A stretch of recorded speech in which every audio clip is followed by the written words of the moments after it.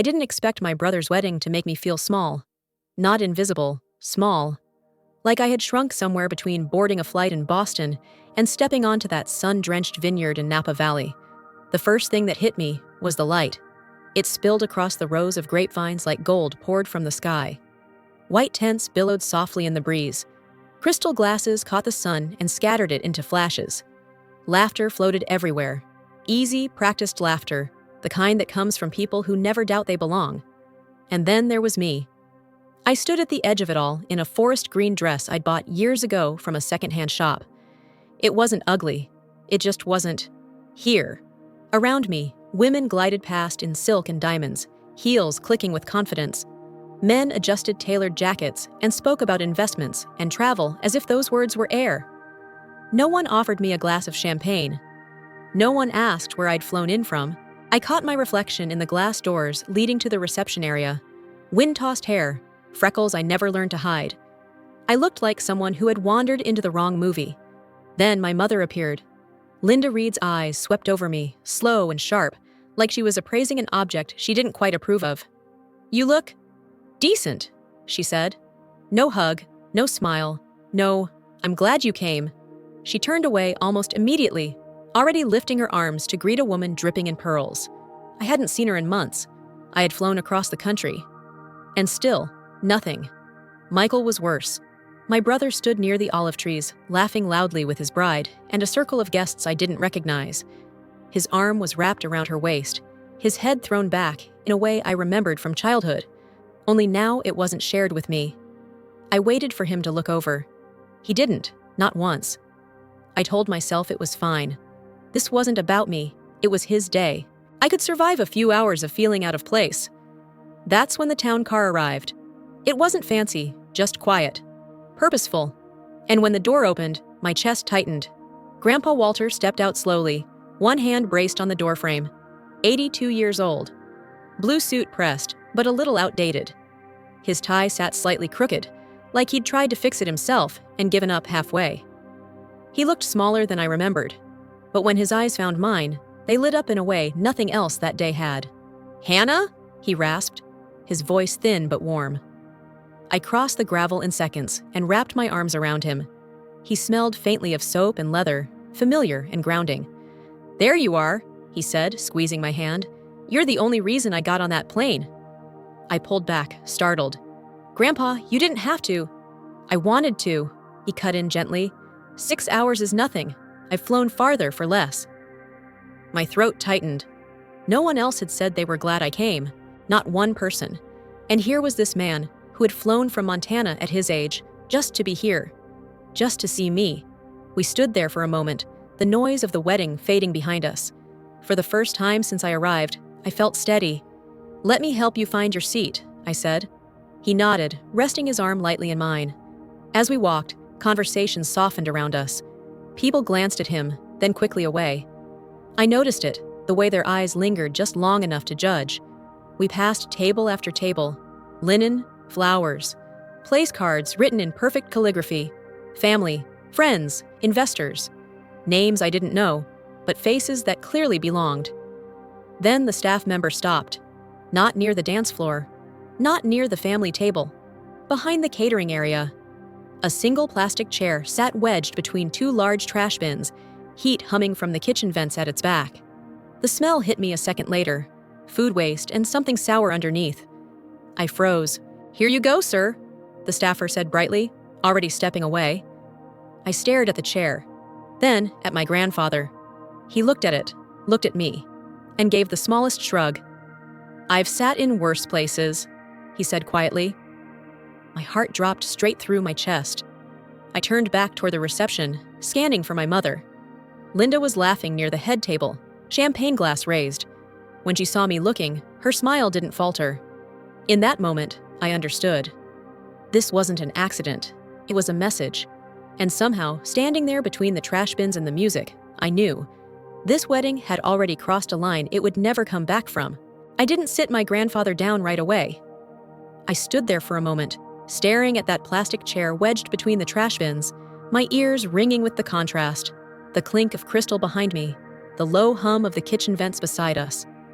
Heat rolled off the metal grates like a breath meant for machinery, not people. Certainly not him. "Let me talk to your mother," I said, my voice tight. "This has to be a mistake." Grandpa Walter shook his head once, gentle but firm. "Hannah," he said softly, "don't make a scene. This is Michael's day." That was the first cut. Not the chair, not the smell. The fact that even now, he was protecting everyone else. I walked back toward the reception, my heels sinking into the gravel, my chest pounding so hard I could feel it in my throat. I found my mother near the family table, laughing with a couple I didn't recognize. Her posture was flawless. Her smile was polished to a shine. "Why is Grandpa sitting back there?" I asked, keeping my voice low. "By the trash?" She didn't even look surprised. Her eyes flicked to me, then past me, checking who might be listening. "He insisted on coming," Linda said smoothly, "and beggars can't be choosers." Something inside me snapped so sharply, I almost heard it. "He's not a beggar," I said. "He's your father." Her smile didn't fade. It hardened. "That old man will embarrass us," she replied, leaning closer. Her voice dropped, sharp as broken glass. "The way he talks, the way he eats, the way he smells. Do you have any idea how this looks?" I stared at her, searching for hesitation, for guilt, for anything that resembled humanity. There was nothing. "This is deliberate," I said quietly. Her eyes met mine at last, cold, certain. "Everything here is deliberate." I walked back to Grandpa, on legs that barely felt like my own. He was already lowering himself into the chair, slow and careful, as if it were just another seat, just another corner of the world that didn't have room for him. "I'm sorry," I whispered. He patted my hand, his skin warm and worn. "I've sat through worse," he said, "for people I loved." That broke me more than if he had shouted. Guests passed by, glancing over. Their eyes lingered for half a second, long enough to register the scene, then slid away. Shame moves like a disease. No one wants to catch it. I fixed his crooked tie, my fingers trembling. "You okay here?" I asked. He nodded. "I'm fine, sweetheart." The quartet began playing again. Laughter rose, glasses clinked. Life went on, perfectly, cruelly intact. I took a seat near the edge of the patio, next to a young man polishing a valet tag on his uniform. We didn't speak. There was nothing to say. My phone buzzed. "Don't embarrass us. Remember who paid your tuition." I stared at the message until the words blurred. She hadn't paid a dime. Every check, every book allowance, every quiet transfer that kept me afloat through college. It had all come from Grandpa. No announcements, no strings, just support. And now she wore his generosity like a borrowed crown. Across the patio, Michael lifted his glass for a toast, his arm snug around his bride. Golden lights framed them like a magazine spread. From a distance, we looked like a perfect family. Up close, it was rot. I pressed my palms into my knees and told myself to endure. Eat nothing, say nothing, leave quietly. That was the plan. Then I saw him again. Grandpa sat alone by the trash bins, the heat vents humming behind him, his gaze fixed somewhere far beyond the vines. No one had spoken to him. Not Michael, not my father, not even the woman who had just married into our family. Something shifted inside me, slow at first, then all at once. I realized this wasn't about seating. It wasn't about manners. It was about erasing him. And as I watched the sun dip lower over the vineyard, one truth burned clearer than the heat at his back. Silence wasn't protecting anyone anymore. I couldn't sit there anymore. Not watching him, not watching them. My fists curled so tight, my nails bit into my palms, but I forced myself to stand. Every step across the patio felt louder than the string quartet playing soft notes beneath the golden sunset. I climbed onto the small platform near the welcome arch, and for a heartbeat, the chatter froze. Conversations faltered. Glasses clinked once, then silence. "Excuse me," I said, voice trembling but gaining strength with every word. "I just have one question." I paused, inhaling the warm Napa air, letting it fill my lungs. "Why is my grandfather, who flew over 6 hours to be here, sitting behind trash bins while strangers enjoy the family table?" The words echoed across the patio, carrying in the stillness. Heads turned, eyes widened. Even the waiter polishing the valet tag stopped mid-motion. From the corner of my eye, I saw my mother's heels strike the stone floor like gunshots. She came at me so fast, I barely had time to register before her hand shot across my face. The sting exploded in my cheek, sharp and burning. Gasps ripped through the crowd, and for a moment, time froze. "You ungrateful thing!" she hissed, her breath hot with fury. "You don't belong here!" I stumbled back, the heels catching in the gravel, my dress dragging dust along the stones. But my eyes found Grandpa Walter immediately. He rose slowly, deliberately, his gaze unreadable but steady. He walked over, not a word, and pressed something into my palm. A green silk handkerchief, frayed at the edges, initials stitched in silver. My fingers curled around it, desperate for grounding, desperate for a lifeline.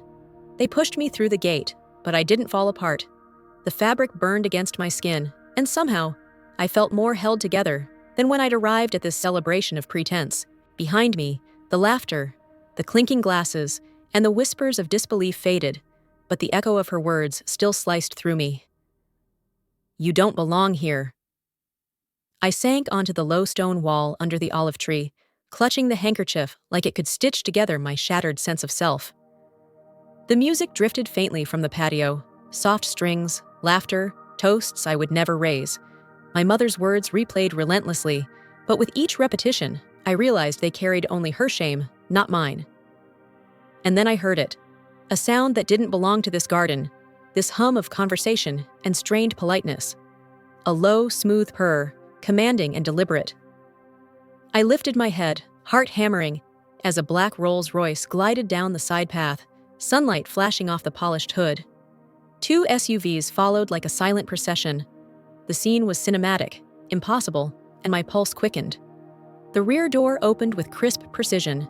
There he was, Grandpa Walter, not bent and small, not frail and apologetic.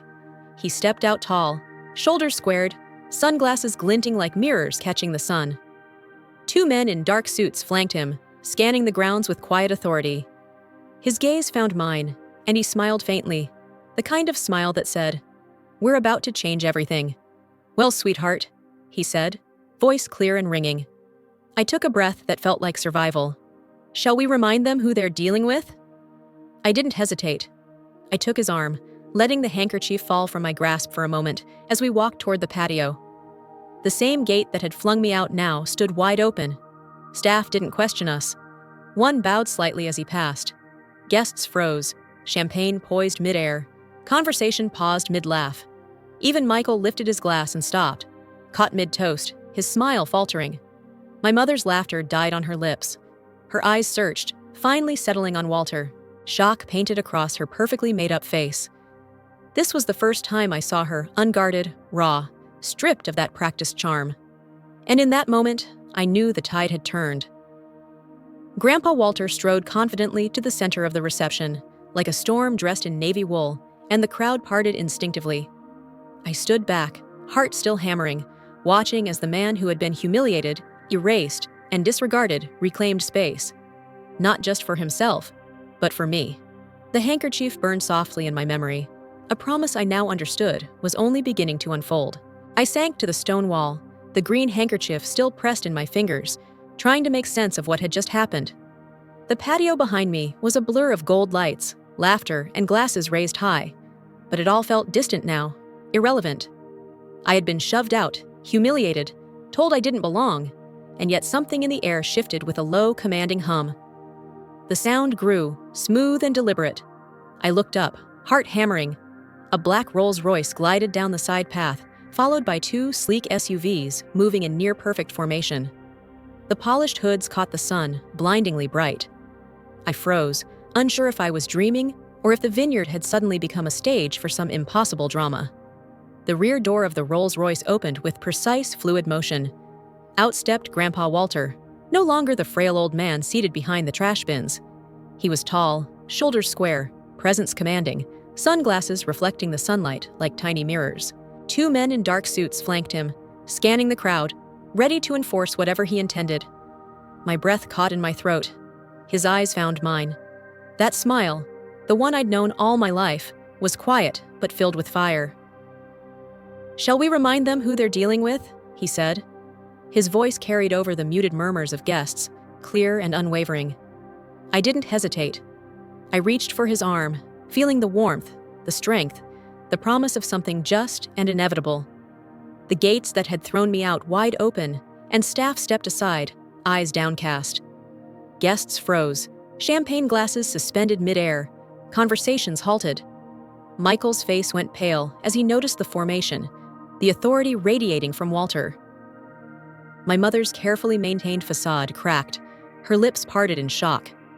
For the first time, I saw fear flicker in her perfectly made-up eyes. Walter moved to the center of the reception, the crowd parting instinctively. The golden lights bounced off his navy wool suit, the soft music from the string quartet fading beneath the weight of what was about to happen. He took the microphone with deliberate calm, scanning the crowd as if measuring the right moment. I felt my chest tighten, every nerve alert. This was the pivot, the moment when the scales of power would flip. "I didn't come here to cause a scene," he began, his voice steady, resonant. "I came to celebrate family, but seeing myself, and those I love, treated as disposable, gave me time to think." A ripple of unease ran through the guests. Some shifted in their seats, heads turned, eyes wide. He paused, letting his gaze sweep over my mother, Michael, even my father. "This vineyard, these acres, this empire you've been bragging about." He raised his hands, gnarled yet strong. "It is mine, built with my own hands, not theirs. And it has never been about who can sit at the head table. It has always been about those who deserve to protect it." A murmur went through the crowd. My mother's grip tightened on the back of a chair. Michael froze, glass trembling in his hand. Faces drained of color as a realization hit. The entire image of family wealth and prestige she had wielded like a weapon was nothing but smoke.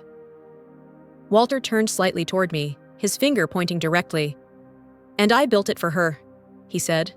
"Not for you, Hannah." The words carried like a hammer strike. I felt the room tilt, the air thick with disbelief. My father opened his mouth, but no sound came. Michael's jaw hung slack. My mother whispered something low, almost inaudible, before her own voice faltered. Walter reached into his jacket and produced a thick envelope sealed in wax. "The trust has been updated. Effective immediately, Hannah Reed holds full authority over this vineyard," he said evenly. Silence enveloped the patio. Every breath seemed magnified. The weight of truth pressed down so heavily, the crowd could barely move. I stepped forward, heels steady on the stones, the silk handkerchief from earlier now forgotten in my pocket. For the first time all day, my voice didn't tremble. "You told me I didn't belong," I said softly, letting the words carry. "I never did. You did." A few guests gasped, some whispered. But no one challenged the truth. I looked over the vines, the same land my family had tried to twist into a display of wealth and power, now brushing against my fingertips like old friends. This was mine, not because of revenge, not because of anger, but because of love remembered, love given, and loyalty honored. In that moment, I understood what it meant to truly belong. And as the golden light of the sunset spilled over the vineyard, I asked myself, what would anyone do if they had witnessed everything, felt everything, and still had to stand tall in the face of betrayal? I had my answer. And it was enough. The vineyard fell into a heavy, almost sacred silence. Michael had stormed off, face flushed with humiliation, leaving his bride and the guests in stunned quiet. Linda's lips parted slightly, her expression frozen, disbelief written across every line of her carefully composed face. No words were exchanged, no dramatic confrontations. The air was thick with the weight of revealed truths, the kind that don't need a raised voice or public spectacle. They speak louder than shouts ever could. I stepped forward calmly, my heels clicking softly on the stone as I approached Grandpa Walter.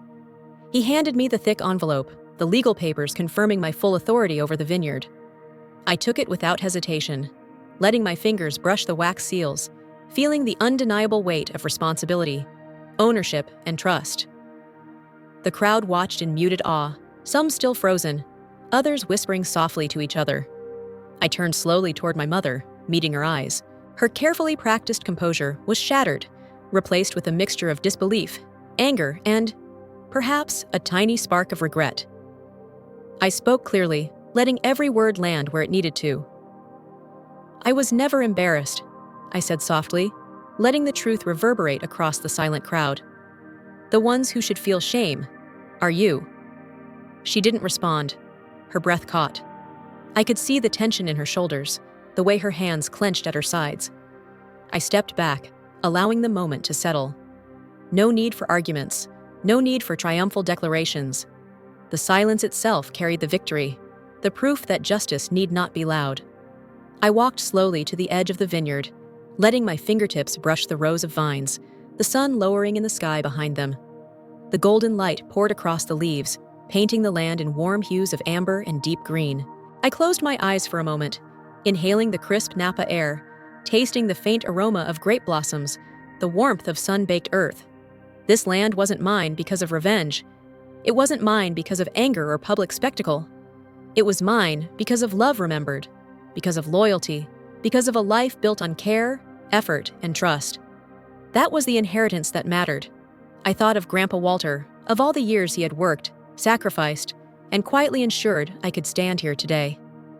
I thought of the humiliation he endured without complaint, the patience and dignity that carried him through, and I understood the full weight of what it meant to be entrusted with this legacy. This vineyard, these acres, these vines, they were not trophies. They were symbols of endurance, respect, and honor. As the last light of day brushed the hills, the party dissolved. Guests left in small clusters, their chatter hushed and cautious, the glittering glasses replaced by the soft thud of footsteps on gravel.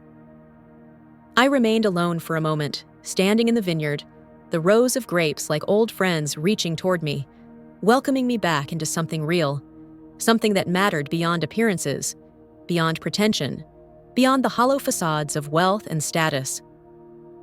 I turned back to the empty patio, imagining the family who had turned their backs, and I realized that true ownership, true strength, comes not from dominance, but from memory, care, and the courage to claim what is rightfully yours with grace. My victory wasn't loud. It didn't need to be. It was quiet, sure, and profoundly complete. So I ask you, listening now, if the world turned its back on you, if the people you trusted most sought to erase your presence, what would you do? Would you stay silent, or would you rise quietly, with dignity, and take your place? If you stayed with me through this story, please comment below and tell me, did you love it? What other stories would you like me to share? Stories about courage, family, and unexpected triumphs. Don't forget to like this video and subscribe to hear more incredible journeys shared by women like me. Women who faced betrayal and still claimed their power. The sun dipped lower behind the horizon, and I stood there, in the golden light, at the edge of my inheritance. The vineyard stretched out, calm and steadfast. It was mine, not for revenge, not for applause, but because I remembered how to love it back. And in that quiet, I finally understood what it meant to truly belong.